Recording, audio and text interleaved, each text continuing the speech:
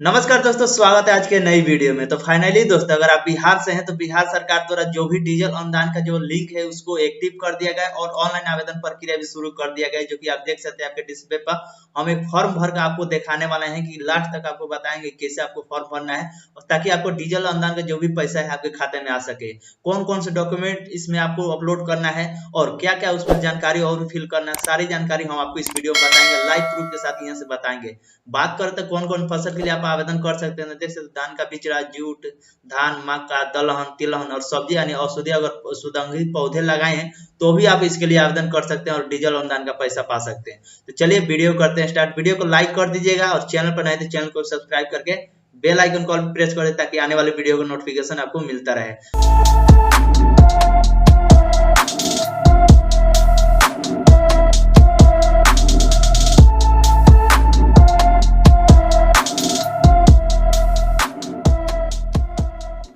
तो यहाँ से देख सकते हैं बात किया गया है, इसमें जानकारी दिया गया है डीजल अनुदान आज से ऑनलाइन आवेदन प्रक्रिया शुरू कर दिया गया है। देख सकते हैं डीजल अनुदान के लिए शनिवार से किसान ऑनलाइन आवेदन करेंगे। डीजल पंप सेट से सिंचाई के लिए 75 रुपये प्रति लीटर के दर से अनुदान मिलेगा। ठीक है, जो भी आपका जो डीजल लगा है वो 75 रुपये प्रति लीटर के दर से आपका जो भी अनुदान राशि मिलेगा 75 रुपये के प्रति लीटर के दर से मिलेगा। बात किया गया है तो खरीफ फसलों के लिए सिंचाई के लिए प्रति एकड़ 750 रुपया अनुदान मिलेगा, यानी प्रति एकड़ की बात करें तो 750 रुपया अनुदान मिलेगा। धान के बिचड़े एवं जूट के अधिकतम 2 सिंचाई के लिए प्रति एकड़ 1500 रुपया मिलेगा। ठीक है, अगर धान का जो खेती किया बिचड़ा के जूट का जो होता है उसका अधिकतम तो 2 सिंचाई के लिए ही पैसा मिलेगा, जो कि प्रति एकड़ 1500 रुपया मिलेगा। अगर 2 एकड़ किए हैं तो 3000 रुपया आपको मिल जाएगा। बात किया गया देश से भी धान, मक्का तथा अन्य खरीफ फसलों की अधिकतम 3 सिंचाई के लिए 2250 रुपये प्रति एकड़ मिलेगा। ठीक है, अगर धान या मक्का और भी फसल किए हैं तो अधिकतम 3 सिंचाई के लिए ही आपको पैसा मिलेगा, जो कि 2250 रुपये प्रति एकड़ के दर से मिलेगा। प्रति किसान अधिकतम 8 एकड़ तक की डीजल अनुदान के लिए ऑनलाइन आवेदन कर सकते हैं। अगर आप एक किसान हैं तो 8 एकड़ के लिए ही आप मैक्सिमम आवेदन कर सकते हैं। जैसे 8 एकड़ तक के डीजल अनुदान ही मिलेगा। तो ये हो गया जानकारी। अब चलिए फॉर्म आपको कैसे फिलअप करना है इसके बारे में हम आपको स्टेप बाय स्टेप बता देते हैं और लाइव प्रूफ दिखलाएंगे। इस वीडियो में बने रहेगा एंड तक कौन कौन सा डॉक्यूमेंट आपको देना पड़ेगा और क्या जानकारी भरना पड़ेगा, सारी जानकारी हम आपको इस वीडियो में बताएंगे। तो चलिए वीडियो करते हैं स्टार्ट। फाइनली दोस्तों, वीडियो डिस्क्रिप्शन हमने एक लिंक दिया है, जैसे उस लिंक पर क्लिक करेंगे तो download.biharhelp.in के वेबसाइट पर चलेंगे। अब इस वाले वेबसाइट पर आने के बाद आपको थोड़ा सा ऊपर की ओर कर देना है, यानी स्क्रॉल डाउन जैसे करेंगे ऊपर की सरकारी योजना में आपको देखने को मिल जाएगा। फर्स्ट में आर्टिकल देखने को मिल जाएगा। यहाँ देख सकते हैं सरकारी योजना की बात किया गया है। इसमें नई नई अपडेट होता रहता है, यानी नई नई अपडेट आता रहता है। तो यहाँ देख सकते हैं अभी ऊपर था नीचे चला है, यानी बिहार डीजल अनुदान योजना 2023 और 24 के लिए ऑनलाइन अप्लाई स्टार्ट, इस तरह का ऑप्शन मिलेगा। इस पे आपको क्लिक कर देना है। ठीक है, जैसे आप इस पे क्लिक करेंगे तो इस वाले पोस्ट पे डायरेक्टली चलेंगे। तो हम आपको बता दें आपका सहूलियत के लिए जो वीडियो डिस्क्रिप्शन हमने लिंक दिया है डायरेक्ट इस वाला पोस्ट का दे दिया, ताकि आपको कहीं ढूंढना ना पड़े और कहीं जाना ना पड़े। ठीक है, बहुत से लोगों का दिक्कत हो जाता है, यानी ढूंढने लगते हैं। तो इस पे आएंगे तो सारा जानकारी इसमें बात किया गया है। देख सकते हैं जो भी आवेदन प्रक्रिया है उसको शुरू कर दिया गया है और ये ऑनलाइन होने वाला है। ठीक है, ऑफलाइन होने वाला नहीं है।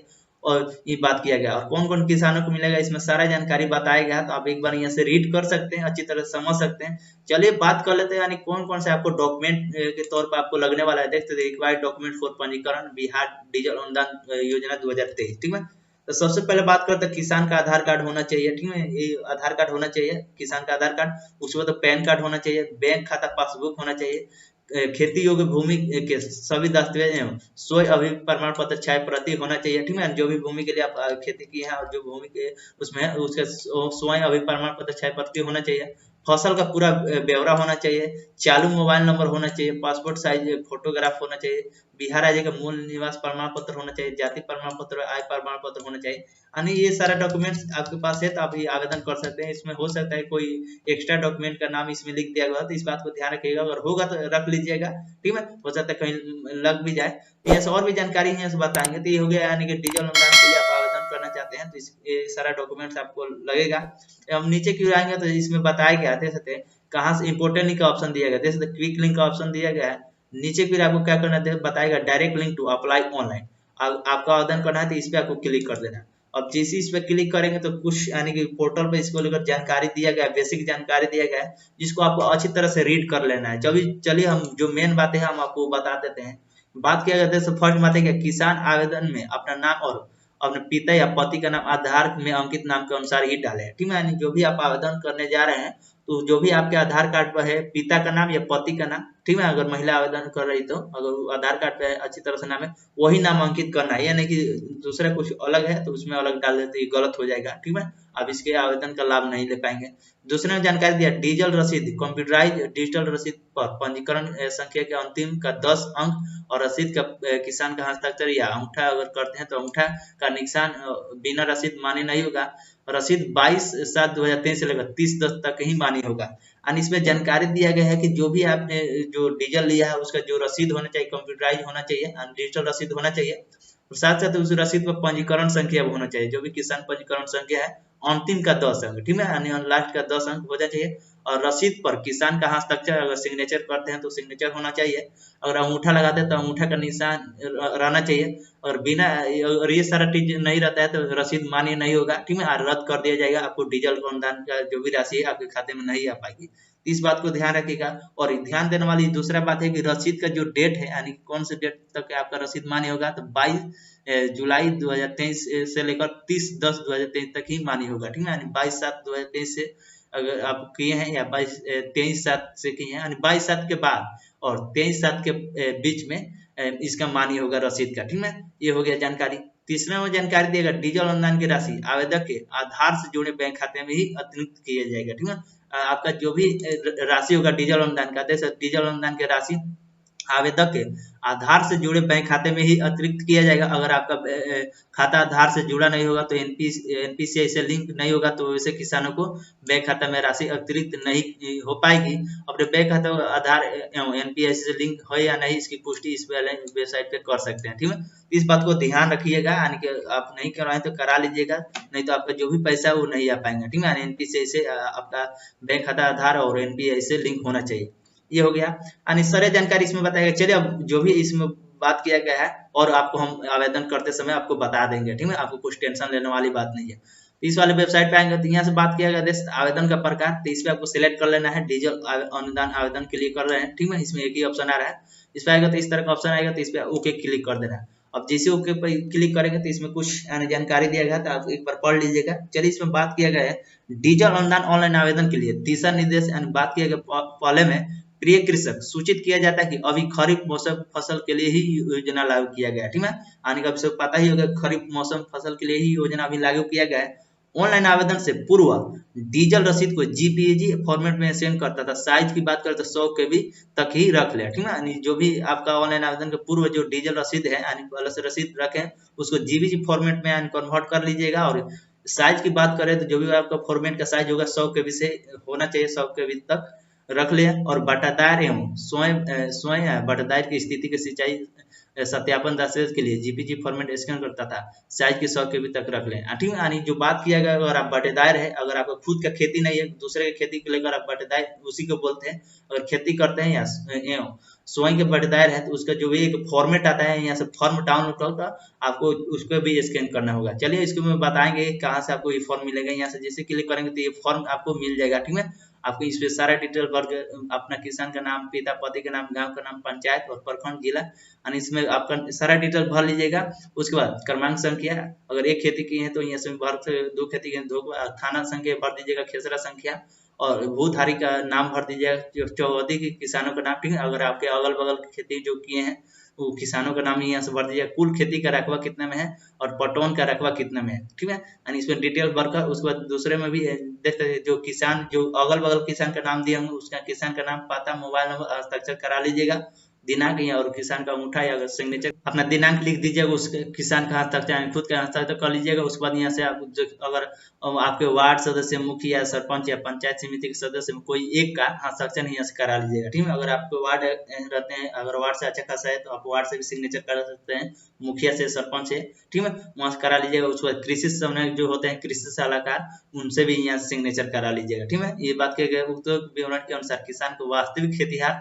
बटाईदार एवं किसानों को उपयुक्त भूमि पर डीजल पंप सेट से पटवन का कार्य 22/7/2023 से लेकर 30/10 तक के बीच ही किया गया है। ठीक है, इसमें ये सत्यापन किया गया है, सत्यापन प्रमाण पत्र है। ये आपको फॉर्म भरकर अपलोड करना है। अब कौन से यानी कि कंडीशन में फॉर्म अपलोड करना है इसके बारे में हम आपको बताएंगे, यहाँ से बने रहेगा वीडियो में। इस तरह का ऑप्शन है, इसको क्लोज का ऑप्शन क्लिक कर देना है। उसके बाद यहाँ से क्या करना है, आपको पंजीकरण संख्या जो भी है आपको पंजीकरण संख्या इसमें डाल देना है। उसके बाद सर्च के ऑप्शन पर क्लिक कर देना है। अब सर्च के ऑप्शन पर जैसे क्लिक करेंगे तो जो भी पंजीकरण संख्या का जो किसान का नाम होगा उनका सारा डिटेल्स यहाँ से आपको शो अप हो जाएगा। हम सिक्योरिटी पर्पज के लिए ब्लर किए हैं, अब अपना देख लीजिएगा। ठीक है, प्रॉपर जानकारी आपको आ जाएगा। तो नीचे की ओर जो जानकारी दिया गया इसमें आपको सारा जानकारी भर देना है। देख सकते बताया गया इस वित्तीय वर्ष के लिए फसल मौसम खरीफ यानी 23-24 में अपना आवेदन कर सकते हैं। एक बार कर सकते हैं, बात किया 0 बार किया गया है। इसमें सबसे पहले बात किया है मौसम का नाम, यहाँ से आपको मौसम सेलेक्ट कर लेना है खरीफ के लिए। उसके बाद फसल का नाम, कौन से फसल के लिए आप आवेदन करना चाहते हैं तो इसमें आप फसल का नाम सेलेक्ट कर लीजिएगा। उसके बाद सिंचाई की संख्या जो हुआ है, ठीक है, इसमें करेंगे तो एक ही बार आ रहा है, हो सकता है इस महीने के बाद 2 बार आए, या मतलब 1-2 बार देने के लिए बात कही गई है, लेकिन इसमें अभी 1 बार आ रहा है। हो सकता है इस महीने या 10 दिन के बाद 2 बार आए, इसमें अभी एक ही बार सेलेक्ट कर लीजिएगा अगर आप अभी कर रहे तो।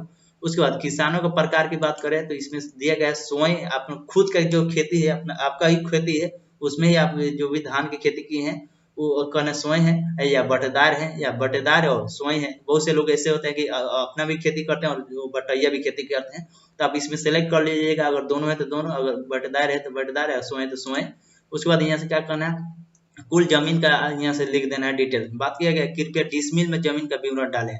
ठीक है, 1 एकड़ बराबर 100 डिसमिल होता है। ठीक है, अगर आपका 2 एकड़ है तो 200 डिसमिल इसमें डाल सकते हैं, और 1 एकड़ है तो 100 डिसमिल डाल सकते हैं। ठीक है, आप इसमें डाल देना है। ठीक है, हमें 1 डिसमिल के लिए आवेदन करना है तो हम इनमें 100 डाल दिए। ठीक है, 1 एकड़ के लिए आवेदन करना है तो हम 100 डिसमिल डाल दिए।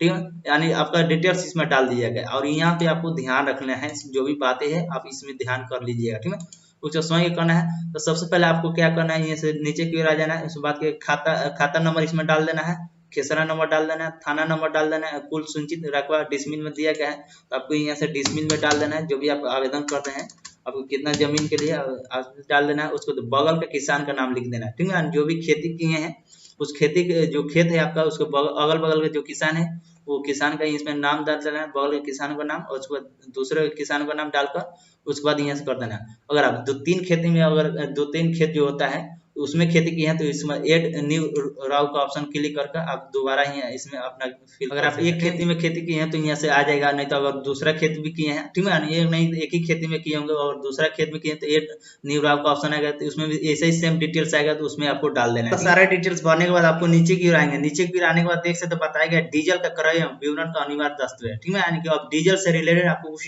दस्तावेज अपलोड करना है। तो पहला की बात करें तो इसमें जानकारी दिया क्रय की गई डीजल लीटर में आपको लिखना है, यानी कितना आपका डीजल खर्च आया तो 10 या 15 जो भी आपका डीजल लगा होगा 10-15 आपको इसमें लिख देना है। अब वो डीजल कितने रुपए में आपने खरीदा था तो जो भी आपका खर्च लगा खरीदने में डीजल का आपको वो लिख देना है। उस पर रसीद की संख्या आपको लिख देना है। ठीक है, जो भी डीजल खरीदने गए होंगे तो आपको जो भी रसीद मिला होगा उस रसीद संख्या को लिख देना है। ठीक है, उस बाद किस डेट को आपने खरीदा था डीजल, वो डेट आपको इसमें आपको मेंशन कर देना है, भर देना है। ठीक है, जो भी इसमें डेट आपका होगा आप सेलेक्ट कर लीजिएगा अच्छी तरह से, और रसीद पर भी देखिएगा उस पर भी डेट लिखा होगा कि कौन से डेट को आपने खरीदा था, ये नहीं कि उसमें कुछ और भर दिया उसमें कुछ और भर दीजिए तो गलत हो जाएगा। तो आप रसीद में भी देख सकते हैं। उसके बाद यहाँ से देख सकते हैं नीचे की आपको बता दिया गया है, एकदम हाईलाइट कर दिया गया कि रसीद का पंजीकरण संख्या आपको होना चाहिए। ठीक है, रसीद पर जो भी आपका रसीद इसमें डालेंगे उस पर आपको इसमें तो नहीं डालना है, लेकिन इसमें बताया गया है कि रसीद का पंजीकरण संख्या का अंतिम 10 अंक होना चाहिए। रसीद पर फॉर्मेट बनाएंगे, उसके बाद रसीद पर किसान का हस्ताक्षर अगर करते हैं तो, नहीं तो अंगूठा का निशान होना चाहिए। और बिना रसीद जो बात करें इसमें मान्य नहीं होगा। 22/7/2023 से लेकर 30/10/2023 तक ही मान्य होगा रसीद। उसके बाद यहाँ से आएंगे तो नीचे पेट्रोल पंप का नाम लिख देना है, और उसके बाद प्रखंड का नाम लिख देना है कि कौन से प्रखंड के अंतर्गत पेट्रोल पंप पड़ता है आपको ये लिख देना है। तो जाहिर सी बात है अपने क्षेत्र से लिए होंगे तो आपके क्षेत्र में ही पेट्रोल पंप पड़ता है और आपका प्रखंड में ही, तो आपको लिख देना है। उसके बाद कुल अनुमानित राशि यहाँ से देखने को मिल जाएगा। उसको देख लेते हैं किसान का शपथ पत्र हूँ, इस पे आपको क्लिक कर देना है। जिसे क्लिक करेंगे तो गेट ओटीपी का ऑप्शन में क्लिक करेंगे तो आपके मोबाइल रजिस्टर पे एक ओटीपी जाएगा। उसके बाद ओटीपी पे जाएगा, उसको ओटीपी भर देने के बाद उसके बाद आपको 2 अपडेट यानी कि 2 डॉक्यूमेंट अपलोड करना होगा। एक किसान जो भी रसीद तेल का रसीद का जिसपे आपका सिग्नेचर सिग्नेचर करते हैं तो, नहीं तो अंगूठा का निशान होना चाहिए जो कि 200 KB मैक्सिमम होना चाहिए और मिनिमम 50। तो आपको उसमें सेलेक्ट करके आपको अपलोड कर देना है जो भी तेल का रसीद होता है, रसीद संख्या, रसीद डीजल खरीदने का वो रसीद। उसके बाद नीचे आएंगे तो जमीन का जो रसीद है उसको आपको अपलोड करना है, ठीक है। यानी जमीन का जो भी आपने खेती किया उसमें अपलोड करके उसमें सबमिट के ऑप्शन पे क्लिक कर देना है। इस प्रक्रिया से आपका जो भी यानी कि आवेदन प्रक्रिया वो सफलतापूर्वक हो जाएगी। चलिए मिलते हैं किसी नए वीडियो में, तब तक के लिए धन्यवाद। अच्छा लगा तो लाइक करिए, किसी प्रकार का दिक्कत हुआ है आवेदन करने में हमें कमेंट सेक्शन में कमेंट करके पूछ सकते हैं।